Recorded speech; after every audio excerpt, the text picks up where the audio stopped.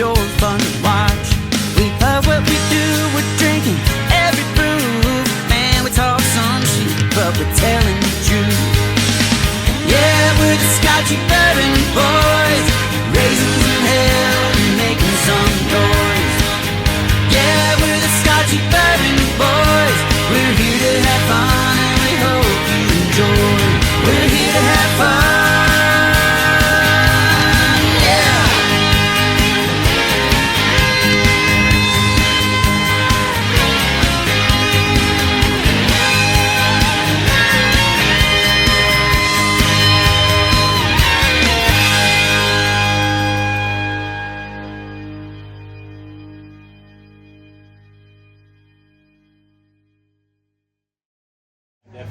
If you've seen the podcast, you know I'm not a pro at this. So. Oh, you know what? If you've seen our podcast, you know that we're not pro either. So if you haven't figured out, I just say whatever comes to me. Right? Okay. That's my role here. Sure. Yeah. So we do a 30 seconds promo for our sponsor. That when I put it, I can hear it, but we just wait. And then I'm going to hit this, which is our theme song. We have a Scotchy Bourbon Boy theme song. And then we'll go into her introduction. She'll introduce you. And then, he's going to ask the first question because when he found out you were coming on, it's just look at that smile. Now, don't be the first question that I have to get up and leave. How many cases do you produce in a year? No. I heard that today. No production questions, secret recipe, nothing like ask that. away. I can make it fun. It's totally fine. All right, let's get on with it before we roast, right? All right, here we go. Guys, this is the coolest I've been since I've been here today. We're fine. We had 2 fans, but we checked out our Airbnb and we lost one. So yeah.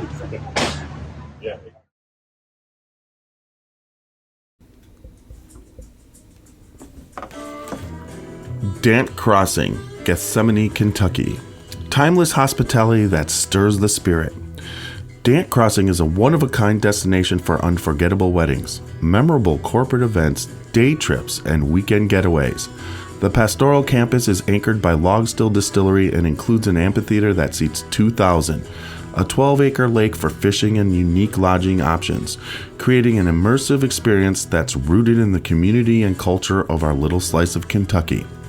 More attractions will open soon at Dant Crossing, including our 21,000 square foot distillery, which we will have the ability to produce 15,000 barrels of spirit each year, a network of wooded walking trails, fully functional private train depot, farm-to-table restaurant, and the Legacy, a premier wedding and events venue.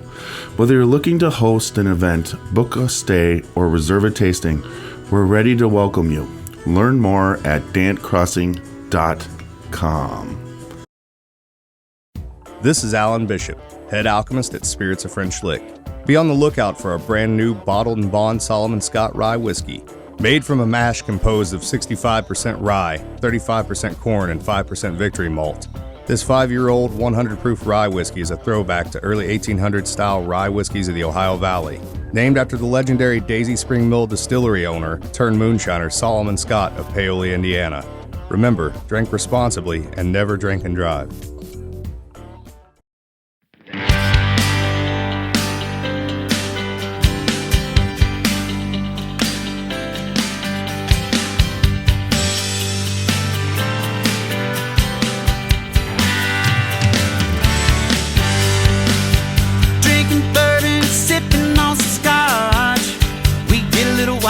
Sure fun to watch. We love what we do, we're drinking every brew. Man, we talk some shit, but we're telling the truth.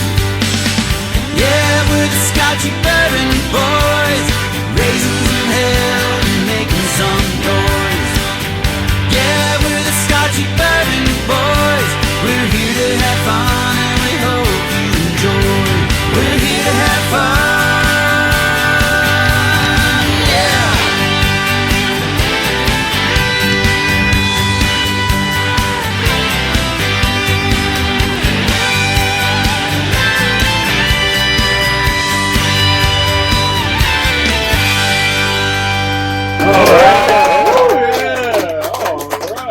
another Kentucky Bourbon Festival podcast today. We're Live, day 3. Scotchy. Yeah. Today, yeah. Today. Yeah. Oh, day 4, yeah. We're the Scotchy Bourbon Boys. This year's Super Nash. This year's whiskey. I'm Tiny. This year's Roxy. And we have a very special guest. Yes, Dan McKee from Michters. Well, we also would like to say, give a shout out to our theme song that's Luke Mariano's Americana Band featuring Penny. Yep. All right. Thanks. So Yeah, we must be real. We have a theme song. Oh, I love it. I was actually going to ask. Yeah, Penny forward. It definitely was a professional element of the yes. show. it does. It's actually It's probably going to be the most professional being of the whole podcast. All right, fair enough. Until the end, when we play another song that was written for the podcast. So then the two songs that we sandwich this in between. yeah. That's awesome. People like to think of it as a shit sandwich. But, yeah. Wow. Oh, wait a second. That made me chill. Oh, it's a great sandwich. Yes. Exactly. So Super Nash, start us off. Well, maybe you can first of all just tell us a little bit about how long you've been into this business or industry. Sure. And how you arrived at Michters and the position you're in. Again, thank you very much for having Michters and thinking of us. Again, Dan McKee, Master Distiller at Michters. But yeah, it's coming up on 17 years. I was very fortunate to be able to get into the industry. Never dreamt where I'd be at this point. I think back 17 years ago, I started as a distillery operator actually at the Jim Beam Claremont Distillery. Promoted the supervision to the distillery in Boston, the Booker No Distillery. Was very fortunate to work with a lot of great people that had 10, 20, 30, 40 years of experience. That's where I also got to work with Pam Hallman, which was Michter's second master distiller years ago, and worked with her for well over 10 years. But yeah, it's just it was 9 years of third shift at Jim Beam, and had the opportunity to join Michters back in late 2014 as distillery manager. They were, through our history, the Kentucky history, we've gone through 3 phases. And phase 3, they were building their own distillery. And I was again brought in as distillery manager, helped oversee the construction. I have a construction background. I've been through expansions and so forth, so it was a great opportunity. Willie Pratt was our first master distiller then. Pam Thomas was the distiller, and then I was distillery manager. But when Willie retired, Pam moved up, and I was promoted to distiller. So I was like, this is wow, what are you saying, right?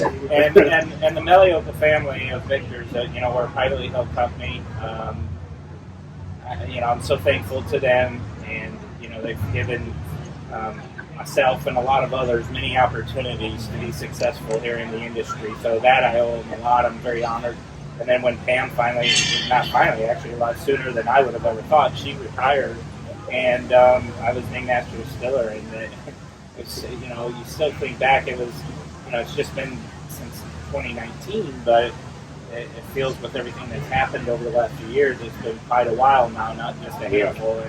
And I still am in constant contact with Pam all the time. She was actually just up here visiting because Andrea Wilson, our Master of Maturation, was just inducted into the Kentucky Bourbon Hall of Fame, and Pam was a big part of the building Michters in phase 3, and it was great that she could come here and be a part of that moment with Andrea. So that was so cool. Yeah. That was a great honor for her. Yeah, it was, and so here we are as master distiller. I'm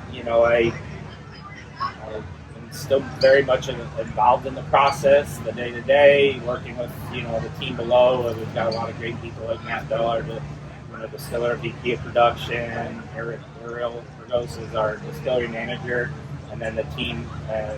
We've gone through quite a bit. As we started distilling in August of 2015, we've expanded several times now. In fact, since the turn of the year, we've been running 24/5, and later this year we're going to go 24/7. So, we have that good and bad problem of allocation with Michters, and I always say, please be patient with us. We want to grow, but we want to never lose sight of our quality, and that's what building friendships and the quality of the whiskey in the bottle is what has allowed success at Michters. So That's one thing that I've always noticed out of every one of your products.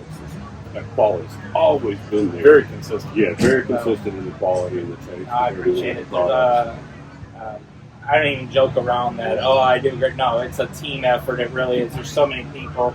Again, Andrea Wilson, master chemical engineer, Catherine Onange, chemical engineer. We've got chemists, chemical engineers. We got people in the warehouses. One gentleman has over 20 years of experience, and not just rolling barrels. He's done that. But just the experience of, no, we shouldn't do that, or just guard against this, or proper placement, and just things like that. Just a well brought together team. Can I ask how big your taste panel is for this? Because they're different sizes in different distilleries, and it takes a combination of those palates. Yeah, so it's good size. I mean, let's just say with proving distillate, technically we have around 25 employees that are trained, qualified, and that means they have to pass every year. They're going through testing and to re-qualify, including myself, and talk about pressure. Yeah, I can imagine. Everyone's looking to make sure I do the right one, but no. So at any given month, but there, is there more of a core of people? Sure, that will always be there approving it. For sure, but we do have that many people every week, like approving batches of our single barrel Kentucky Straight Rye or our small batch bourbons, something like that. That's happening every week. There's a good group. I don't know what we're up to, 8, 10. We've got a whole protocol, scoring, discussions, arguments. I mean, because it never feels good if it's not right. We're not passing it, and one of the ones that's responsible for it, it's never good when you come across. But I'll just say, even starting back with the distillate, if it's not right, we'll actually send it off to be repurposed into fuel ethanol. And, one thing I want to talk about our products, if it's either single barrel or small batch is truly small for us.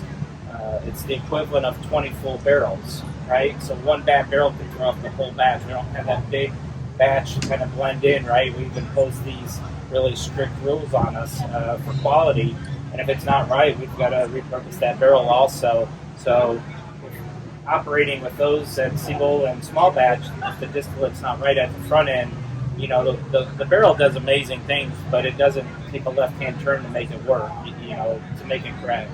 I believe another distiller had said to us, bad in, bad out. Yeah, Pam Howman actually says shit in, shit out. Yeah, yeah. And I'm like, Pamela. Hey, you set the tone for that, right? Yeah, that's all right. I don't even think we got to bleep that out. That might have been the first time I've ever swore. This is a whiskey podcast. Yeah. I'm sorry, Mom, I didn't mean to swear. That's all right. So one of the things, I had watched the podcast, one that you had done earlier, and you guys at one point where the demand was there and everybody was going crazy that you weren't able to get some distillate that everybody was expecting to come out, and you said the exact same thing. The barrels just didn't pass. We couldn't do what we needed to do. We couldn't get it out, and we're not going to ever put out stuff that doesn't meet the standard. Yeah, I think that was what came out. You and I talked a little bit before that. So there's no Michters 10 bourbon this year, right? No, and it's not because of what we have. We have liquid there that could have been released this year. I want to preface, again, being privately owned, I feel we can do a lot of things. Our owner and president, Joe Malioco, will often say, if I worked for a larger, maybe even publicly traded company, I'd be fired with the way that we operate. And I always say, yes, you would. Because, I can remember when we had a mechanical issue with our mash cooker and fermenter, and the batch came out wrong. And actually the whiskey, the distillate itself wasn't that bad, but that's when I really learned the Michters philosophy. No, we're getting rid of that. We're not going to try to force it. And that's the testament. So now with the 2022 release of 10-year bourbon, as you indicated, it didn't happen. The liquid's there. That was something that Andrea and I, working with the team, but we're like, we feel one more year will increase that experience, and we've done this before, all the way back to Willie Pratt. That's one of the reasons he has a Dr. No nickname, but we aged to that taste profile, not an age statement. So everyone was happy where it's at, but we feel one more year, and I think you guys are going to be very happy next year when it is released. Yeah, so. I mean, though We're just hoping we can get a bottle. well, that's really the hard part. We are working on all of those things, but that's where I say have patience, please. But, no, absolutely. well, the more you guys increase production, the more the demand goes. I mean, there's going to be a point. There could be a point where there's a whole heck of a lot of bourbon, and there's not. You know what I mean? But at this point, that's not there. Yeah, you're drawing responsible. Well, one of the things that I think this industry has done so well, and as long as we keep doing that, is keeping our products of high quality. Again, I always joke about, the supermodel that I am, right? But really the star of the show is the whiskey in that bottle, and that's what brings people back to continue purchasing whoever's, whiskey it is. And so as long as that quality stays up there, but that's the part Michters is very proud of. I mean, we've got this, what we talk about, 6 key production philosophies, and, the grains that we use are all non-GMO, U.S. grade 1, corn, rye, malted barley. So to us, we feel like we're starting out with the highest quality ingredients. As a distiller, I've been given great tools. All of our equipment handcrafted by Vendome, which is a local company here in Louisville, known worldwide for their quality craftsmanship. But it's 100% copper, over 11,000 pounds of copper in that system. Makes for a very clean but beautiful, flavorful distillate. It's special. We have a 46-foot tall, continuous column still, 32-inch diameter. And then the first distillation, and then the second distillation actually is. Believe it or not, I know we put a pot still on everything, but our doubler actually looks like it's a pot still, so just sized accordingly, right? Yes. But it's pretty cool, and so we double distill, and Yeah, I don't know if anybody listening ever has a chance to get to Louisville, but the Michters tour is excellent. One of the best tours. Yeah. It's such a beautiful facility. Well, I'd like to say I could take credit for all that, but absolutely not. One thing, though, I've had a big part in is the distillery. It is fully operational, and thank you very much for the kind words. But you'll walk in; it's a beautiful old building, built in around 1890. There's a great video if you catch it at the beginning and watch it. It talks about everything the building's gone through and what it took to resurrect that building back because it became unsafe. One of the walls on the east side was bowed out 23 inches. Yeah, so actually they purchased that building, I think in 2011, one of the first distilleries that was going to reopen downtown. And technically, I think we became the last distillery to open back in 2019. So because of that's the how long renovation it process, took. It's got that steel exoskeleton to help support the original. Well, when they put all the bracing on the outside, and we elected to keep all 4 walls instead of tearing down the back walls, they removed everything from inside. I think it's like 400,000 pounds of steel, concrete, and so forth. Rebuilt the inside and pinned the walls back to it. So yeah, it's beautiful. And what's really special is the legendary pot stills from the original Michters when it was located in Schaefferstown, Pennsylvania. Those stills were handcrafted by Vendome in 1976, and they've had quite a journey, but they rejoined Michters here in Kentucky a few years ago. We were able to include it to be a part of the Fort Nelson experience, and they are, like I said, we're producing. They came with 3 cypress wood fermenters, and they're adhering to all of our quality control standards, and then also there's some other experiences along the way in the tour, but on the second floor is the bar at Fort Nelson. Yeah, and that's one of the best kept secrets in downtown. Yeah, There are so many people that have no idea that bar is up there. Exists. And if people want to try something that they can't buy, like a Michter's 10 or a 20. Well, that too, and one of the things that we were really wanted to, and I'm going to talk a little bit out of my element here because I'm the farthest thing from a bartender, but it is very beautiful. What we want to do is really bring those world-class cocktails to Louisville with our bar team. David Wondridge, spirits and cocktail historian, helped curate those classic cocktails, and then our local bar team, they built the rest of the menu, and it's wonderful down there. It's everything's done, and I laugh because we're like, someone will say, we've got 7 different types of ice, and I'm like, it's a nice ice, right? But it is really cool once you see it, how it's used in certain cocktails. There's a rhyme and reason for everything, right? And if I'm not mistaken, some of the bartenders have won some competitions too. Yeah, we've got a great team down there, vast experiences, there's a lot of talent, and it's just like in the distillery, you build off the strengths of everybody to bring it together, and that's truly what you're doing. And no, a great team has been really put together down there. Well, the other thing too is, I guess this is kind of supposed to be a pretty good kept secret, but if you go on a tour, usually at the end of the tour, there are some better bottles that are sometimes available to people. Well, if it's a well-kept secret, I don't know about that. I did know after the end of the tour, we do a nice tasting.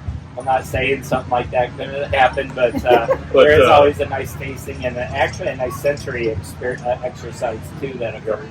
But it seems like if you take the tour, there might be a bottle of 10-year rye or 10-year bourbon that might be available.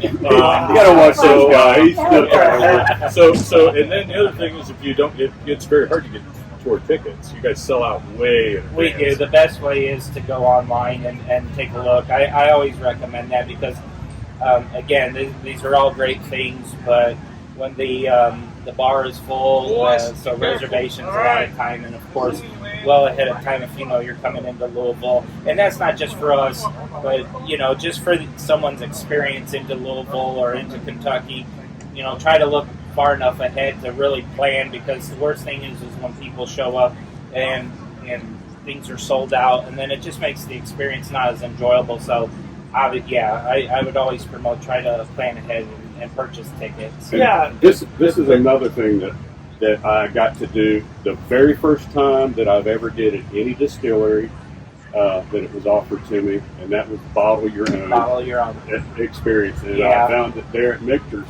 and I thought that was such a unique thing that I got to go on the tour, and then at the end of that tour, I got to bottle my own. Yeah, there's and I apologize for not knowing how much it costs, but there's that. We had barrel strength rye. Actually, now we're doing a Kentucky only release barrel strength bourbon. It's very limited, so same thing. Again, I think you have to kind of make a reservation there. Or I was about to say, I know where I'm going after this podcast before I go back to South Carolina. I always call ahead. It's for anybody who ever does that online. I do that a lot because we book a lot of experiences when we come down there. Buffalo Trace is, you got to get on a month in advance. Every single month they release that calendar, and if you're there when they release it, boom, there you got something. Wow! But if you don't, you could be like a half hour late, and you're gonna, But same thing. Some of the distilleries are 2 months in advance, some are a month, and then others are weekly. So if you go, you kind of find out what you want to do, and then figure those calendars is a little further out. I think. I'm pretty sure. Thankfully, I don't have to go online to make my appointment. But I think it's great that you're bringing that up. Just again, it's just such a great experience. Well, it is the bourbon industry, the tourism for the whole state. I mean, there's so much to do in the state. Mm-hmm. The horses, the bourbon. There's so many other things. The natural elements, and on both sides of the state. It's a great state. So it's best to be prepared, and there's a lot to do. And again, with the tourism, the bourbon trails, and so much, we're always trying to accommodate, because again, we want people to walk away with the best experience. Well, and then how lucky are you guys? You're next door to the museum, which is the start of the Kentucky Bourbon. So you walk outside and you're starting, you look at the book, and we're in a great location. It's beautiful. Here it is. 801 West Main Street, downtown Louisville. There you go. I will say, the Fraser Museum, we're right across from the Louisville Slugger Museum, and that's an icon of the industry, or the city. So, it's a great location. But again, there's the whole bourbon trail, a lot of great distilleries to see, and whether it's out in the country or in the city. And, again, it's not just Louisville, Lexington. all around, Frankfurt, the little community, Yeah. are all having wonderful distilleries built. Yeah. So So you want to talk a little bit about your lineup? Because, obviously the big fervor right now is bourbon. Bourbon, which clearly you have great bourbon. Yeah. But, rye's kind of up and coming, but you also have a sour mash product that I just don't think a lot of people, I think they see it on the shelf and they're like, I came for bourbon. You know what I mean? Sure. I didn't, it's like when you show up to a wedding Well, I think and you that go we- home with a cousin. I mean, it's just that. Okay. So, Yeah, that's how. Yeah, not sure I know what he's talking about here. well, my roots are in West Virginia, so it's okay. It's a great state. I'm just saying, I'm not sure I know what he's talking about. I appreciate you bringing that. I think that's one thing that we do well.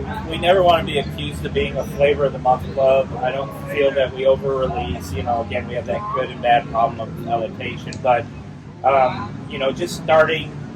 Actually, rye was the flagship of our company. Michters is actually very well known as being a part of that resurrection of the rye category. Our first releases back in, in phase one in the 90s was a 10-year Kentucky straight rye and a 10-year-old Kentucky straight bourbon. And then it's just continued, whether, the green on the bottle, but we've been coming along the way. It's been very successful, approachable. All our ryes are single barrel. But as you mentioned, our bourbon's done very well. It is potted as the flagship. So those are our two main products. So when you see our US1 small batch Kentucky straight bourbon, US1 Kentucky straight rye, there's the original sour mash small batch, and then the US1 unblended American whiskey. That kind of makes that core four, and they're all unique in their own outright. Again, that bourbon to me is a very classic, smooth sipping whiskey with those caramels and corns. Yeah. Then when you go to the single barrel rye there, we consider it a Kentucky style rye. So the rye and the mash bill's closer to that 51%. Again, very smooth. That additional corn really provides a nice balance of sweetness and spice, right? Makes for great cocktails. I mean, if you go north of the river, there's some very nice high ryes, but, it can be a bolder experience, and ours is different, sweeter, approachable. Well, should we crack that one and try Yes, it? we should. Yeah. There you Yes. I can do that. We'll let Roxy pour. And so, Give him a long pour. It's been a long day. but just in terms of the other two, the original sour mash whiskey. So all of our whiskeys are of the sour mash process, right? We're capturing liquid from the distillation, reusing it back into the process, right? Right. There's two things. One, that's paying homage to when Michters was located in Schaeferstown, Pennsylvania. Their number one selling whiskey in the 1970s and 80s was also called the original sour mash whiskey. So that one's not a bourbon or a rye. In the mash bills below 51%. You actually had a story about that you shared earlier. Yeah. So the mash bill, again, that corn, rye, malted barley being below that 51%. Very well respected writer Michael Jackson had once written that the recipe was thought as 38% corn, 50% rye, 12% malted barley. And remember, of course, in the 1900s, but later on especially, rye really was a non-existent category. Very few distillers were producing it. And of course, with the American whiskey industry really at an all-time low in the late 1900s, that didn't help either. But yeah, they didn't want to go into 51% and be recognized as a rye, so they left it below. Now, this one, the original sour mash, is not that recipe. It's Willie Pratt, our first master distiller's creation, but it's been very well received, very elegant, and a beautiful whiskey. But yeah. Cheers. Everybody. Cheers. So I have a story. Early on, I was not a fan of rye at all. And that's normal for, I love bourbon. I would taste the rye, I was getting some flavors that was not good. But he sent up a bottle of Michters toasted barrel strength rye. And then he sent up a barrel strength bourbon, both limited editions. And it's the first time on the podcast ever that I liked the rye better than the bourbon. And that was what kind of opened my eyes up to rye doesn't have to taste that specific way it did for so long. As you know, I mean, you taste all the barrels all the time. And I've talked to a bunch of people, and there's a certain flavor that I don't like, which is like the one, the celeries, the dills, that whatever. But then when you get into the caramels and the chocolates and the mint, that's kind of what I like. And I just never. I want to know, does the barrel kind of, when you pick the barrel, does it sometimes have that celery flavor, and then you taste it again, and then it's got the minty chocolate? I mean, does it evolve that way, and then you're the one choosing how you want it to taste? Well, again, going back myself, Andrea, and then a select team there. It's not uncommon first with rye to have that. I experience more of that dill, as what you've said, than maybe the celery experience. But I don't feel that we have very much of it in our product at all. Yeah, exactly. So it's, but it's hard to never say never, because somebody, you can't tell somebody what their taste everybody's different. different. But there's a ton of people out there that love that. I mean, It's not one that we come out and just say, yeah, you're going to experience that. Yeah. Do I every so often? Sure, but I mentioned 6 key production philosophies. One, single barrel, small batch. Another one, just kind of talking about the wood that we use. All of our wood staves are air-dried seasoned for a minimum of 18 months, all the way to 60 months, which is truly special. That whole process of air drying and seasoning, allowing that natural fungi to break down those tannins that impart bitterness, astringency we're not looking for. So, and everything we're talking about today is for all of our products. It's not just for a special release here or there, right? Well, this costs more, so let's only use it this way. No, it's for everything, even the core 4 that I was just speaking of. And so we do that air-dried season, minimum 18 months to 60. All of our barrels are then toasted and charring, and I know you're familiar with the toasting, but the art of low temperature and heat, and how that, the barrel's raised over a oak-fueled toasting pot, and that low temperature helps break down those inner layers of the wood for allow maximum flavor extraction. Lower temperatures bring, kind of those fruity compounds, right, or things like that, spicy. You can do a real heavy toast profile and bring out oaky, smoky, mocha characteristics, and a wide range in between, because your toast profile could easily go half hour and a half, whatever somebody would like. And then after that selected toast profile, we come in with a well-balanced char level, not to undo and damage a lot of that toasting via just makes a huge difference. Again, we age to a taste profile, not an age statement. But definitely, I think this to myself is, again, I drink more of our ryes, or more ryes in general. I love ryes, and I'm very biased now. I mean, as I continue to get older, I've made this joke several times, but there's a time and place for a smack you in the mouth whiskey, tailgating or something, right? Right. I would just say the older I'm getting, but no, our whiskeys are very rich, well balanced. Yes. Nice warm mouthfeel is what we're looking for, but ultimately very smooth, because not only of the barrels are so important to us, we actually, a lot of people don't know this, we actually enter our distillate into the barrel at a very low 103 barrel entry proof, of course 125 being regulation or industry standard. We actually go in 103. As far as we know, any distillery of scale, we're the only one doing all our products in that manner, but it allows that extra water up front, helps dissolve those sugars more readily, brings that reaction with the polyphenols, the phenolic compounds from the wood that cause burn in whiskey. Mm-hmm. Well, you'll notice this was very smooth, right? That's what we're ultimately looking for. Nice talk. I don't know if this is allowed. Are we allowed to? I think you short poured me. Are we allowed to? Oh yeah, absolutely, absolutely.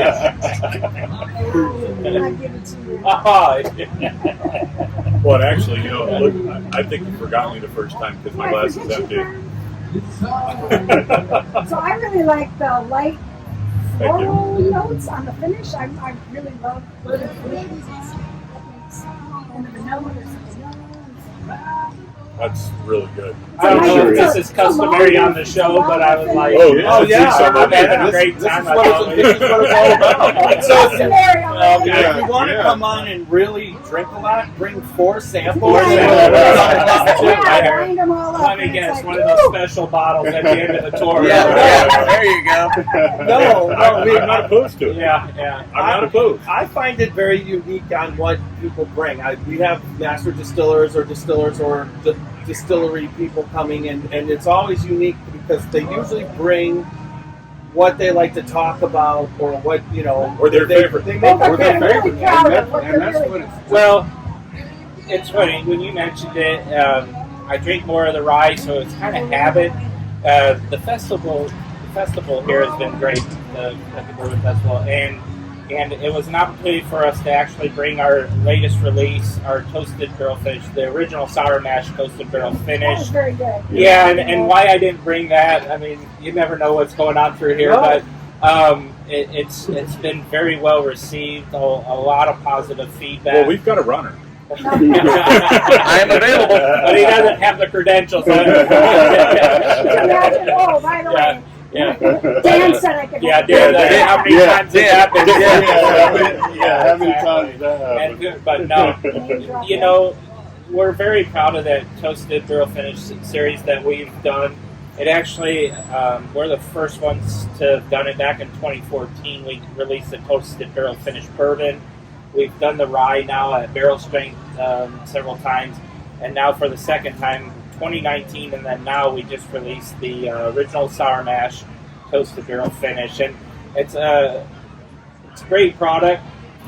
Really brings out a lot of those toasted characteristics. Some will say cream, depending if it's the rye, cream brulee type notes, but toasted campfire, marshmallow. Yep.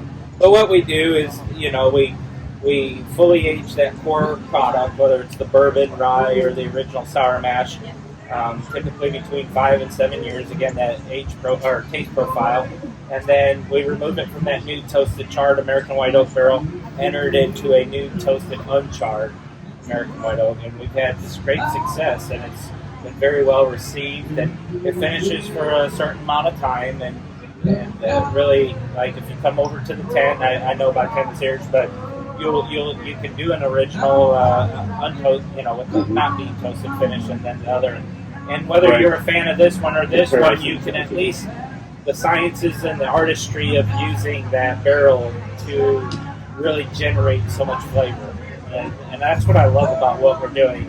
I mean, the things you get to do. Like I mentioned, I'm coming up on 17 years. I love what I do. It's Fortunately enough, back in 2019 when that came out, I was like, oh my gosh, when I first tasted it. And that's when, like I said, I first started getting with these guys and started sort of sending him some stuff. That's the first bottle that I sent him because I was just like, everywhere, and I traveled 3 states to my job. And it's like everywhere I stop, boom, here it is. Yes, here. Well, I'll tell you, let me know where you can find it. Based in Ohio, all your toasted products are allocated. Sure. And I can't get them because I'm not going to be one of the guys that puts a chair out and sleeps in his car so that I can get them. Yeah, some of us do that. Yeah. Well, thank you. I know. No, I get them because with the podcast, I go in the lines, and it's more to hand out the cards, meet the people, and promote the podcast. And then what you get is just a secondary thing on it. So I usually end up getting some halfway decent stuff. Giant Eagle up there has their releases on Saturday, so this way I work. I could never go do these Thursdays or whatever, but on Saturday I can. She's sleeping, so she doesn't I care. don't get up at 4 in the morning. Yeah, so I'll just head out. You haven't worked it out as a placeholder? Not yet. See, way to stick to your... I came up and taught him how to do that. Yes, you did. About 3 years ago. Okay. I flew up for Christmas when I became a member. And I said, well, you don't go wait in line or do anything else. Come on. This is a Saturday morning. So I said, come on. So we wouldn't wait in line and just that morning. We got there like 34. Next thing you know, card, started networking, having fun, meeting people. Then we come out with a couple of bottles. Yeah, I think it's Just a amazing. morning person. But and He's then up it there just early. took off from there for him. But if it makes anybody feel better, that's just I'm not bringing all these limited releases home either. And I get questioned all the time, and someone had once said it, and I liked it, and it's like, does the Ferrari worker get to bring the Ferrari home? Yeah, I don't believe he does, but great analogy, you know, yeah. it's like, and again, how can I complain? I'm the one along with like Andrea and so forth, tasting and approving, and I get my fair share of these releases. Yeah, So, yeah. Like if one's special, I'm sure it's like, well, could I have an extra pour of that? And they're not going, no. No, right, yeah. Well, you got to remember these like limited releases. Like even if you went to the Phase 1 whiskeys, because remember, you know, the distillery itself, the history goes. I mentioned back to Pennsylvania, 1753. John Shank, a Swiss midnight farmer, began distilling rye whiskey. Shanks, yep. And you've seen Shanks and Baumburgers. They're part of our legacy series, so we're paying homage to that. So by the mid 1800s, the distillery was sold to Abraham Baumburger. And just regard to those two products, it's something that we've been having a lot of fun with too, because I think you can go back to 2018, we started putting the vintage on the labels, and we haven't settled on just one recipe. From year to year, it's a little different, whether we've used some, like the Shanks is more of is a sour mash whiskey, a little more rye forward, but we've used some French oak, we've used some cheap Pinot, with the Baumburgers, 108 proof, Kentucky straight bourbon, still very smooth. To me, it doesn't drink like 108. It's very rich, but that's had Chinkapin oak at different, wood staves, ear dried season for 3 years. There's all those little details, and again, they're costly, but boy, do they add up and really make the whiskey so enjoyable. And we've done that. Skip ahead past Prohibition. By the 1950s, a gentleman named Lou Foreman eventually became the owner. Renamed the distillery Michters after his two sons, Michael and Peter. And then, unfortunately, again, with the industry really struggling, by 1989 it went bankrupt, abandoned the trademarks, lost the history. And then when our current owner, President Joe Meliocco and his family, they resurrected it to Kentucky. The phases, Phase 1, they came around Kentucky and bought matured stocks they wanted to emulate. Phase 2, they still without the financial resources. They took our mash bill, proprietary yeast specifications, went to another distillery here in Kentucky, and like chef using another chef's kitchen as our owner would say. Happens all the time.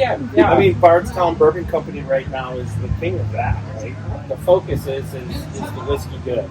And thankfully, as Michters, we've done a great job from Phase 1 to Phase 2, and now Phase 3, we've been distilling ourselves for quite some time, and the goal was always to make the same or better, and we were fine with either. And hopefully, we're making everybody proud out there, and we're very excited about what we're doing. So, with the bourbon boom, are you guys increasing your rickhouse capacity like some of the other distillers are, or are you guys putting up a new rickhouse, every 6 months or something, or how is that working for you? One just actually came online. We've got several places. We've got one in Shively. We've got several in Kentucky landscape, and then in Springfield we have warehouses also going up. We just had one completing right now, and there's more to come. And it's all according to the size of your distillery, right? So as somebody is increasing capacity, they're gonna. That's why you're seeing those warehouses have to then come on even faster. Right. And so as we grow, as I mentioned, we just hit 20. We're getting ready to hit 24/7. So there's going to be a moment till we determine what's the next step. Yeah. But yeah, we have more warehouses that have to be built regardless. Yeah, it's a good time to be in the warehouse business. And how long do you age? Remember, if we're typically aging between 5 and 7, we've got 10-year products. Excuse me, 10-year products, and they're not just 10 years in a day going into a bottle. They're always much older. And then you have a 20 and a 25. I hope one day we're sitting here enjoying a 20 or a 25 that we've distilled in Shively. I mean, how cool would that be? That would be, a testament of what the team's been doing, and that would be a great experience. So, also, you're building all the new rick houses. You got to be excited because you put up a new rick house on a different site. it's a different angle. It's different. It's going to age, so you got to be excited when that starts to come of age. That when you start what the whiskey's going to taste at this whiskey house with that exposure opposed to a different one. We do a lot of tasting, just like a lot of people, but we go into the warehouses. We're constantly pulling samples, watching it. The warehouses we're building, they're smaller than you're going to see maybe some of the other large producers. Ours are engineered, though. We also do a heat cycling, right? Right. I mean, White's Kentucky, one of the best places to make and age whiskey. Our climate, right? Our natural resources, our climate, the changing of the season, allowing that whiskey to heat up. Pressure inside increases, driving that whiskey into the capillaries of the wood, and then, of course, when it cools down, coming back and extracting. That happens several times throughout the year. Winter here, it's nice, cool, cold, not a lot of movement, and we'll heat cycle, driving those same things to occur over the year. And we feel we're adding anywhere from 6 months of maturity each year that we do that. Of course, it increases angel share. But yeah, the warehouses that we're building, they're engineered for that. They're 4 floors high. They really kind of help hold and tighten that variance of from floor to floor. So it's very important to us.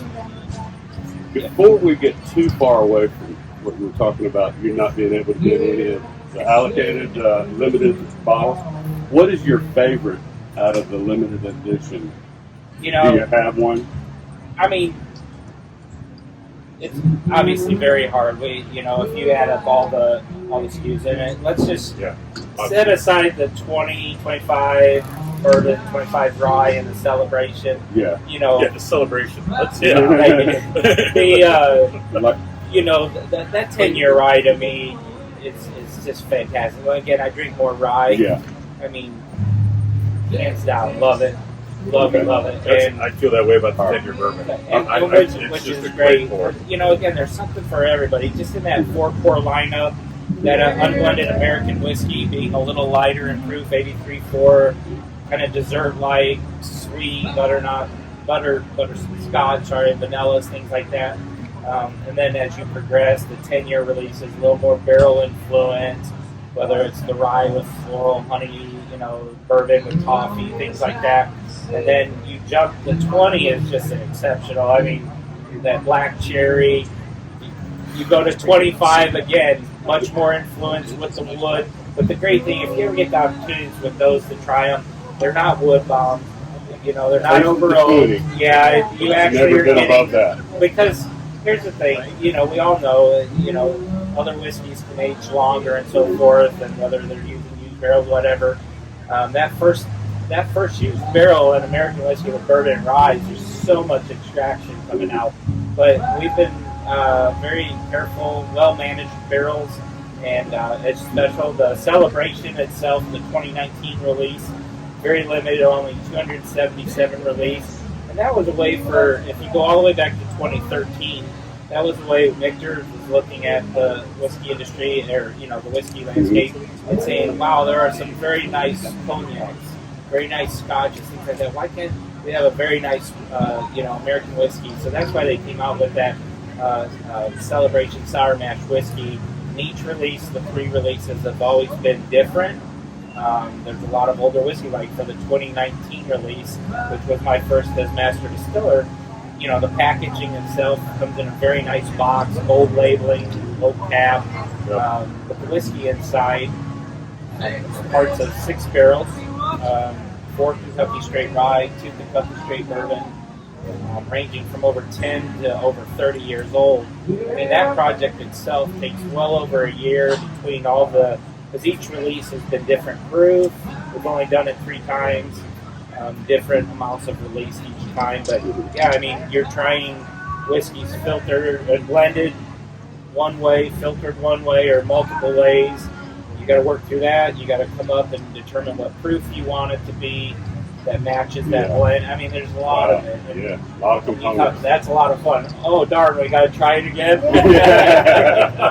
Second part to that question. So if 10-year rye signed by Super Nash happened to show up on your desk, and then I come up a weekend, I maybe get a personalized tour with Dan McKee just to... How about part 2? We talk after this. All right. But in all fairness, usually the 20-year and the 25 is up in the bar. At the Fort Nelson, it is. Yeah, It's It at is- Fort Nelson. it is. That's where I tried the 20 Yeah, the years. the Yeah. bottle's not for sale, but the pour is. Yeah. For sure. So that's, I mean, if you want to try the true unicorn, yeah. I mean, you can get lucky and score a bottle of 10 year here. Yeah. Yeah. But to score a bottle of 20 year, Yeah, there is you opportunity. better be living right. With Well, Jesus. the 20, So, I think the 25 yeah. year was up for auction, and they had one of them in Ohio just recently. One of the, I think it was the 20 year. Yeah, I think it's 20. The 20 year, but they put it up. They because do we're a lottery. betrothed, so they do a lottery for the whole state. Okay.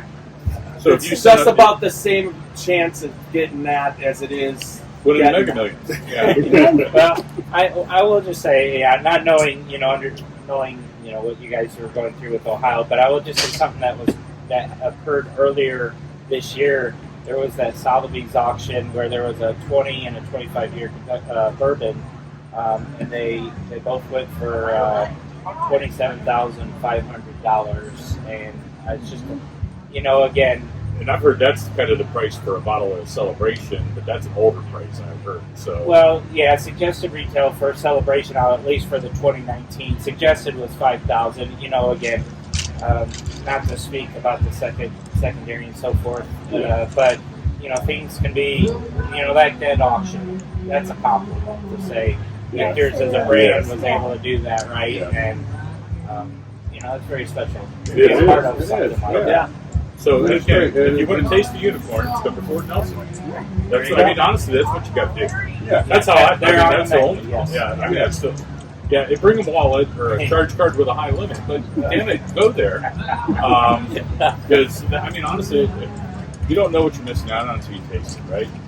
And you should buy what And you I'll like. just say, spend what you want. if you are going to do that, go in with an open mind if you've never had older whiskeys, though, because if you're thinking you're going to get something like an 8, 10-year-old, 12-year-old whiskey, and then jump up to the 2025, if you have an open mind, that's all I'll say, because the experience is going to be much different.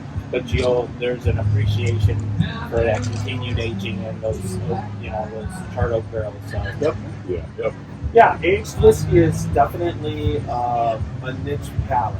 You gotta like those flavors of that barrel. And some people absolutely love it, and there's other people that are like, oh no, but still, that's not who you're doing it for.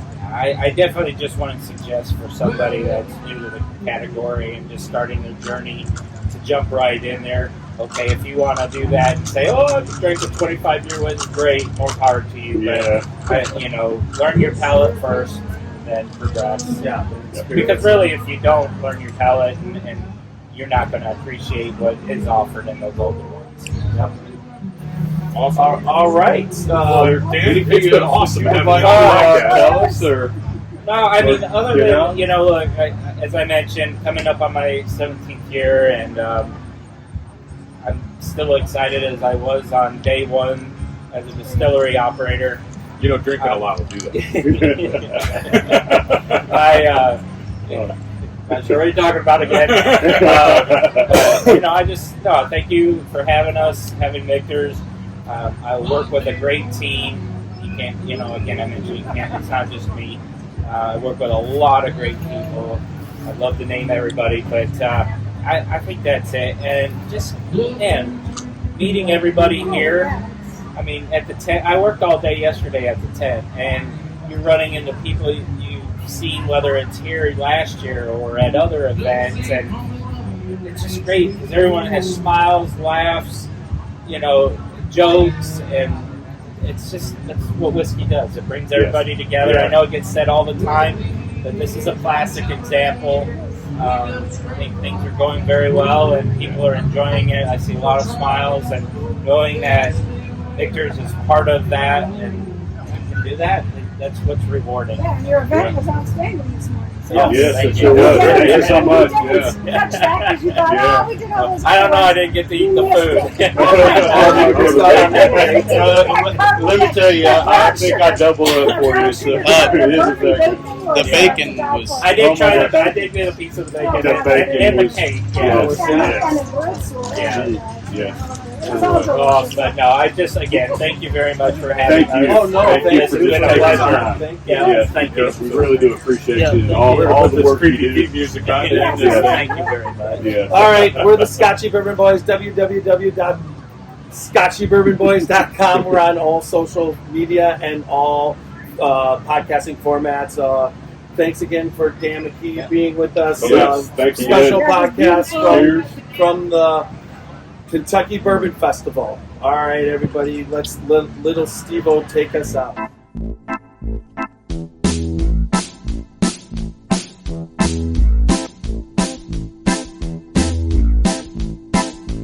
Oh, show me the way to the next whiskey bar. Oh, don't ask why. Oh, don't ask why. Show me the way to the next whiskey bar. Oh, don't ask why. Oh, don't ask why. For if we don't find the next whiskey bar, I tell you we must die. I tell you we must die. I tell you, I tell you, I tell you we must die. All right. I'll explain it. We initially used Jim Morrison of the Doors to do it, but we were getting...